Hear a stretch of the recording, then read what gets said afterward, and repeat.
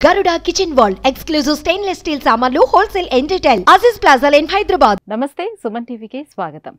మన ప్రాచీన కాలం నుంచి భారతదేశంలో మన ఆలయాల్లో కానివ్వండి లేదంటే గృహాల్లో కానివ్వండి ఖచ్చితంగా వాస్తుని ఫాలో అవుతూనే వాటి నిర్మాణం అనేది జరుగుతూ వస్తూ ఉండేది. అయితే వాస్తు అనేది దేనికి అవసరం అవుతుంది, ఎందుకు వాస్తును పాటించాలి, వాస్తును పాటించకపోతే ఏమవుతుంది, ఏ విషయాల్లో వాస్తు ఖచ్చితంగా పాటించాల్సి ఉంటుంది, ఈ అంశాలపై మాట్లాడేందుకు మనతో పాటు ఉన్నారు ప్రముఖ వాస్తు శాస్త్ర నిపుణులు వాస్తు విద్వాన్ హరి గారు. హరి గారు నమస్కారం అండి. నమస్తే అండి. హరి గారు, ఇవాళ వాస్తుపరంగా మాకున్నటువంటి సందేహం ఏంటంటే చాలామంది ఈశాన్యం వైపే పూజ గది పెట్టుకోవడానికి ఇంట్రెస్ట్ చూపిస్తూ ఉంటారు. ఇప్పుడు ఉన్నటువంటి ఇల్లులన్నిటికీ కూడా ఈశాన్యం గది వైపు ఇస్తున్నారు. కొంతమంది ఏం చెప్తారంటే వెస్ట్ వైపు పెట్టండి, అంటే ఈశాన్యానికి అభిముఖంగా గుళ్ళలో ఏ రకంగా అయితే పెడుతూ ఉంటారో ఆ రకంగా పెట్టండి అని కూడా చెప్తూ ఉంటారు. అసలు ఏది వాస్తవం, ఎలా పెట్టుకోవాలి, ఎందుకు ఈశాన్యానికి అంత ప్రయారిటీ అని? ఈశ్వరుడి యొక్క స్థానం మనకు స్పెషల్గా చెప్పాలంటే ఈశాన్యమే. ఇది 100%. ఇది ఒకటైతే క్లియర్. అయితే మరి ఈశాన్యమే 100% అన్నప్పుడు ఖచ్చితంగా ఈశ్వర స్థానంలోనే మనం పూజ గది పెట్టాలి. ఇది ఒకటోది. తూర్పు, దక్షిణము, పడమర, ఉత్తరం. ఇప్పుడు ఈ మొత్తం స్థలం ఇదే ఇల్లు అనుకుంటే దీన్ని ఒక 9 భాగాలుగా డివైడ్ చేద్దాం. ఖచ్చితమైన కండిషన్స్ ఏంటి నేను ఇక్కడ చెప్తాను, ఒకసారి చూడండి. ఖచ్చితమైన కండిషన్స్ ఏంటంటే మనము ఇంటిని 9 భాగాలుగా డివైడ్ చేసినప్పుడు 1 2 3 4 5 6 7 8 9 పార్ట్స్గా డివైడ్ చేసినప్పుడు అసలు పూజ గది ఎక్కడ ఉండాలి అని ఒక ప్రశ్న వేస్తే 100% ఈశాన్యంలో ఉండాలి. ఇంకా వేరే క్వశ్చన్సే లేవు, నో అదర్ క్వశ్చన్స్ అన్నమాట. ఇది ఈశాన్యం, ఇది ఆగ్నేయం, ఇది నైరుతి, ఇది వాయువ్యం. అయితే మరి ఈశాన్యంలో ఎందుకు పెట్టాల్సి వచ్చింది, మరి ఈశాన్యంలో ఈ కాలంలో ఎందుకు వద్దంటున్నారు అనేది కూడా మనం చూడాలి. అయితే ఏ ఇంటి లోపలైతే మీరు ఒక ఇంటిని 9 భాగాలుగా డివైడ్ చేసి ఒక భాగం మొత్తం కూడా మీరు పూజ గదికి ఏర్పాటు చేస్తామంటే ఇది 100% నంబర్ 1. మన వాళ్ళు చేసేది ఏంటి తెలుసా మీకు? దీని లోపల ఇక్కడి వరకు గోడ కట్టేస్తారు, లేదంటే ఇక్కడికి ఇంత గోడ కట్టేస్తారు, లేదంటే ఇక్కడ గోడ కట్టేస్తారు, లేదంటే ఇక్కడ గోడ కట్టేస్తారు. అయితే ఈ రూమ్లో కూడా ఈ మూలకు స్లాబ్ వేయకుండా, ఈ మూలకు దిమ్మెలు కట్టకుండా, ఈ లోపల మూలకు దిమ్మెలు కట్టకుండా ఈ ప్లేస్లో గనక పెడితే ఇది ఓకే. దిమ్మలు ఉన్న వైపు ఉండద్దు అంటారు, అది వదిలేయమంటారు. ఎప్పుడు కూడా ఇంటి 4 మూలలకు దిమ్మెల మోడల్లో ఎప్పుడు కూడా కట్టకూడదు, ఎప్పుడు కట్టకూడదు. సింపుల్గా చెప్పాలంటే ఒక భాగాన్ని మళ్ళీ 3 ముక్కలు చేస్తే, ఈ భాగాన్ని కూడా ఇట్లా 3 ముక్కలు చేస్తే ఈ మూల ముక్కలో ఎట్టి పరిస్థితుల్లో కూడా పూర్తి మూలలకు ఇంటి యొక్క సెంటర్ బ్రహ్మస్థానం నుంచి జనరేట్ అయిన వైబ్రేషన్ సర్క్యులర్ ఫామ్లో తిరుగుతూ తిరుగుతూ తిరుగుతూ తిరుగుతూ తిరుగుతూ ఈ మూలకు హిట్ అవుతుంది, ఈ మూలకు హిట్ అవుతుంది, ఈ మూలకు హిట్ అవుతుంది, ఈ మూలకు హిట్ అవుతుంది. ఈ మూలల్ని గనక కొంతమంది ఇక్కడ నైరుతిలో దిమ్మెలు కట్టడము, ఇక్కడ ఏమన్నా దిమ్మెలు కట్టడము, ఏదన్నా స్లాబ్స్ కోసం కొంచెం హైట్ చేసుకోవడము, ఇక్కడ ఇక్కడ ఇక్కడ గమనించవచ్చు. ఈ మూలకు మాత్రం బరువులు పెట్టొద్దు అంటారు, అది 100% వాస్తవం. కానీ ఈ మూల కాకుండా మీరు ఈ రూమ్ మొత్తమే తీసారంటే ఆటోమేటిక్గా సెంటర్లోనే మీరు ఒక స్లాబ్ లాగా వేసేసేసి, కిచెన్లో ఎట్లయితే ప్లాట్ఫామ్ వేస్తారో అట్లా వేసేసి దేవుడిని పెట్టుకోవచ్చు. చాలా సింపుల్గా పెట్టేస్తారు. మరి ఈశాన్యం ఎందుకు వద్దంటారు అనేది కూడా ఇక్కడ నేను చూపించాను, చూడండి. ఈశాన్యం వద్దు అని ఇందాక మీకు చెప్పాను, ఈశాన్యంలో పూర్తి మూలలకు పెట్టొద్దు, మూలలు వద్దు అని చెప్పారు. ఇప్పుడు ఇక్కడ ఎందుకు వద్దు అనే ఒక కారణం తీసుకుంటే మనకు వాస్తు పురుషుడి యొక్క తల భాగం ఇదే ప్లేస్లో ఉంటుంది, ఇట్లా ఈశాన్యం. ఇట్లా తల భాగం ఉంటుంది, 2 కళ్ళు ఉంటాయి. నేనేమంటాను ఈ ప్లేస్లో పెట్టాలి. ఇప్పుడు ఈ కన్నులో వచ్చింది అనుకోండి, ఇంటి లోపల కన్ను సమస్య వస్తుంది. ఈ కన్ను మీదకి వచ్చింది అనుకోండి, కన్ను సమస్య వస్తుంది. ముక్కు మీద కట్టారనుకోండి, ముక్కు సమస్యలు వస్తాయి. సో ఈ విధంగా ఇక్కడ పెట్టడం కొంచెం డేంజర్. అదే విధంగా అంటే ఈశాన్య మూలలో తీసుకుంటే ఈశాన్య మూలలో సపరేట్ గా దేవుడు గది అని దానికి సపరేట్ చేసేస్తున్నారు కదా, ఒక భాగం తీసేసి. నేను ఇప్పుడు ఏం చెప్పాను మీకు, ఒక రూమ్ మొత్తం తీసుకుంటే ఓకే, ఈ రూమ్ అంతా తీసుకుంటే ప్రాబ్లం లేదు, ఇది 100% ఇది. అయితే ఈ రూమ్ మొత్తం కాకుండా చాలా మంది ఏం చేస్తారు, మాకు అంత పెద్దది వద్దు, మాకు ఇప్పుడు 9 భాగాలుగా డివైడ్ చేయమంటే నేను ఒక 30 × 30 ఇల్లు ఇచ్చాను అనుకోండి, 10 × 10 పూజ గదే వస్తుంది. మరి యాక్సెప్ట్ చేస్తారా?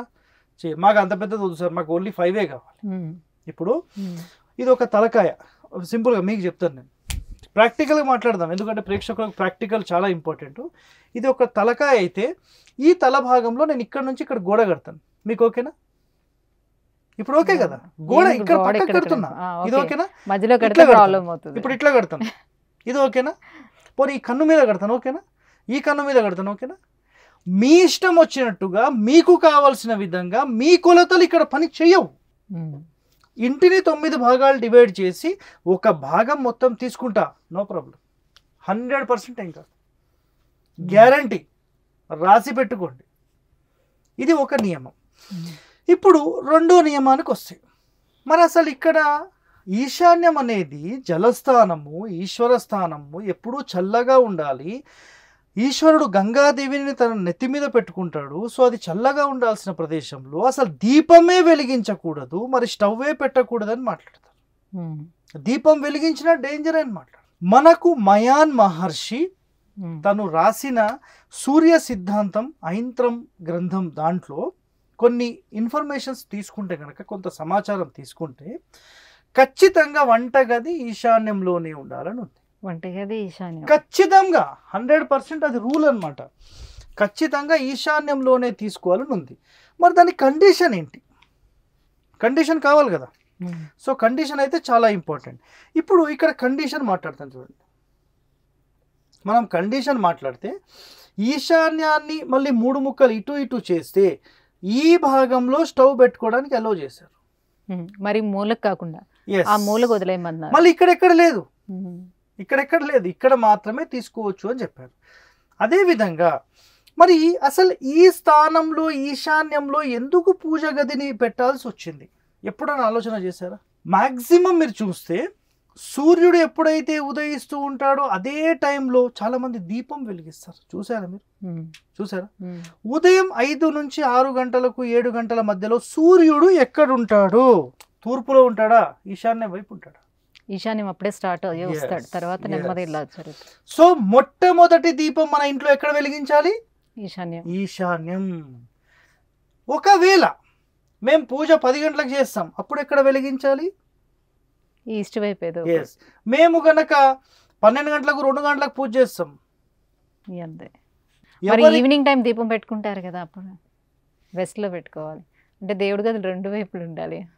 గది అని కాదు. ఇక్కడ ఏంటంటే ఉదయపు దీపం అనేది వెలిగించడానికి పెట్టేస్తున్నాం, సాయంత్రపు దీపం ఇక్కడే పెట్టి పడమరకు చూపిస్తారు. ఓకే. ఇది ఒకటి గమనించవచ్చు. లేదంటే ఎంట్రన్స్ లో చూపిస్తారు, ఓకే. ఇది కూడా గమనించవచ్చు. లేదంటే సాయంత్రపు దీపం చూపించే వాళ్ళు కూడా ఉంటారు. సూర్యుడికి అస్తమించేటప్పుడు ఇంతసేపు మాకు వెలుగునిచ్చినావు అని చెప్పి మళ్ళీ చూపిస్తారు దీపం. ఉమ్. అయితే ఈ ఈశ్వర స్థానం అనుకోండి, మీరు ఏదన్నా అనుకోండి, ఒరిజినల్గా సూర్యుని యొక్క దశను బట్టి, సూర్యుని యొక్క గమనాన్ని బట్టి సూర్యుడు ఈ టైంలో, ఉదయం టైంలో ఎక్కడ ఉంటాడో ఇక్కడ ఉంటుంది, ఇక్కడ వెలిగించాలి. కాబట్టి పూజ ఆటోమేటిక్ ఎక్కడ ఉండాలి? ఇక్కడే ఉంటుంది. ఈశాన్యం. సో మనకు ప్రత్యక్ష దైవం సూర్యుడు, కాబట్టి ఇక్కడికి వస్తుంది. ఉమ్. ఎవరికైనా వీటికి సంబంధించిన విశ్లేషణ కావాలి, విశ్వకర్మ వాస్తు గ్రంథంలో మీరు ఇది చదవండి. కొంతమంది దీని యొక్క క్లారిఫికేషన్స్ కూడా ఇచ్చారు. మళ్ళీ బుక్ పేరు చెప్తున్నాను క్లియర్గా, ఇంకా చదువుకోండి మీరు. అయితే వంటగది కూడా ఈ స్థానంలోనే పెట్టమని చెప్పారు. మరి అది కూడా వాస్తవమా? 100% వాస్తవం, పెట్టొచ్చు. కండిషన్స్ కూడా మీకు ఇక్కడ చెప్పారు. కొంచెం మూలకు వదిలిపెట్టి Yes, గట్టి ఇది కంపల్సరీ. రెండవ నియమం తీసుకుంటే, ఏ ఇంటి లోపలైతే ఈ ఈశాన్యంలో దీపం, మొట్టమొదటి దీపం వెలిగిస్తారో, లేదంటే వంట ఈ ప్లేస్లో చేస్తారో, ఆ ఇంటి లోపల ఎప్పుడూ కూడా మైనస్లోకి వెళ్ళదు. ఇది కన్ఫామ్. ఉమ్. ఉమ్. చాలామంది ఈ రూమ్కి యొక్క ఆగ్నేయం వైపు పెట్టుకుంటారు, అది కూడా రాంగే. ఈ మూలలకు రాంగే. ఈ ప్లేస్ నంబర్ 1. ఓకే. ఎస్. ఇది మనసారా ఇందాక నేను చెప్పిన దాంట్లో మీకు కనిపిస్తుంది. లేదు అంటే కనుక ఇంకా మనసారా అని ఇంకోటి ఉంటుంది. ఉమ్. విశ్వకర్మ ప్రకాశిక, విశ్వకర్మ గ్రంథము, వాస్తు గ్రంథంలో నెక్స్ట్ మనసారాలో కూడా ఈ పాయింట్ కనబడుతుంది. ఎవరైనా చదవాలంటే చదువుకోవచ్చు. ఇది ఒరిజినల్గా పూజ గది. మరి చాలామంది ఈశాన్యంలో బరువులు అవుతుంది అని మాట్లాడతారు. మరి బరువులు అయినప్పుడు మరి ఈశాన్యంలో పిల్లర్ ఎందుకు వేస్తున్నారు? పిల్లర్ వేస్తారు కదా ఇంటికి, అవును. ఇంటికి ఈ మూల పిల్లర్ వేస్తారు కదా. అవును, మరి వేస్తారు. ఇక్కడ గోడ కడతారు కదా. మొన్న ఒక ఇంటికి వెళ్తే ఇక్కడ వాళ్ళు ప్లాట్ఫామ్ వేస్తారు. ఇక్కడ ఇక్కడ పూజ గది పెట్టారు, దేవుణ్ణి ఏమో కింద పెట్టారు. ఎందుకు పెట్టారంటే అంటే తూర్పులో బరువులు ఉండొద్దు కదండి అన్నారు. సరే మరి ప్లాట్ఫామ్ ఎందుకు, ఇది కూడా పీకేసేయాలి కదండి, ఇది ముందు పీకేసేయండి అని చెప్పాను. అట్లెట్లాంటి మేము నిలబడి వంట చేయగలుగుతాం, కింద కూర్చొని చేయలేము, మరి దేవుణ్ణి పైన పెడతారండి. మనం కాళ్ళతో నడిచే దగ్గర దేవుణ్ణి పెడతారా?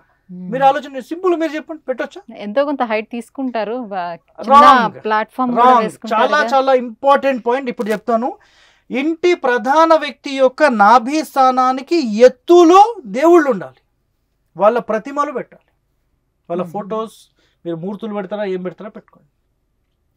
ఉన్నత స్థానంలో వాళ్ళు ఉంటేనే మనకు బెనిఫిట్, వాళ్ళను మనకంటే నీచ స్థానంలో పెట్టకూడదు, అది రాంగ్. అది ఇది ఒప్పుకుంటారా మీరు? జనరల్గా నాభి స్థానం కన్నా పైన ఉండాలి, పైనే ఉండాలి. కింద కూర్చొని పూజ చేస్తాం సార్, మేమేం చేయాలి? మళ్ళీ ఎక్కడ అలా కనిపించలేదు నాకు, కనిపించలేదు కానీ రాంగ్ అనమాట. మనిషి యొక్క నాభి స్థానానికి ఉన్నత స్థానంలోనే దేవుళ్ళని పెట్టాలి. మీరు ఏ టెంపుల్కి వెళ్ళండి అట్లానే ఉంటుంది, ఎనీ టెంపుల్. ప్లాట్ఫామే కడతాం, మొత్తం ప్లాట్ఫామ్ కట్టొచ్చు, కింద ఓపెన్ స్పేస్ పెట్టి ఇక్కడ పూజ చేసుకోవచ్చు, దానివల్ల ఎలాంటి ఇబ్బంది లేదు. ఓకే.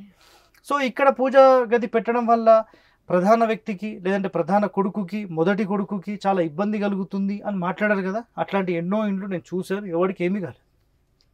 ఇంకేం కావాలి దానికి అంటే? రైట్, థ్యాంక్ యూ అండి. సో పూజ గది ఈశాన్యం వైపే ఎందుకు పెట్టుకోవాలి, అలా పెట్టుకుంటే ఏం జరుగుతుందనే అంశాన్ని తెలియజేసినందుకు థ్యాంక్ యూ సో మచ్.